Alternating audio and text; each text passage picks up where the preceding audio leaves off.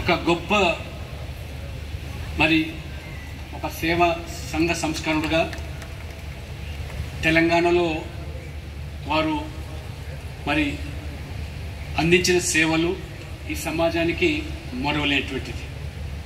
వారి యొక్క మరి కొండ విశ్వేశ్వరరెడ్డి గారు ఆ లెగసీని కంటిన్యూ చేయడానికి రాజకీయాల్లో చేరి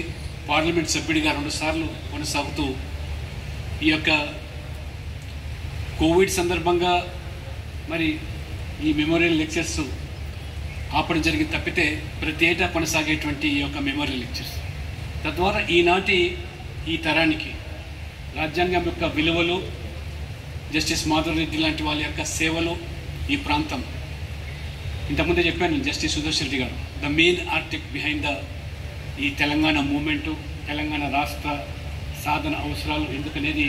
వారు బీజం వేశారు. కాబట్టి ఈ సాధించుకున్న తెలంగాణలో మరి అనేక మంది మరి జస్టిస్ మాధవ్ రెడ్డి లాంటి వాళ్ళు వారి సేవలు ఈ ప్రాంతానికి, డాక్టర్ మర్రి చెన్నారెడ్డి గారు వారు కూడా మరి ఈ ఉమ్మడి ఆంధ్రప్రదేశ్కు ఉత్తరప్రదేశ్ గవర్నర్ కూడా ఏ రకమైన సేవలు అందించారో అటువంటి మరి తెలంగాణ బిడ్డలు అందించినటువంటి సేవలు మరులేని. కాబట్టి ఈ మెమోరియల్ లెక్చర్స్ ద్వారా వాళ్ళ యొక్క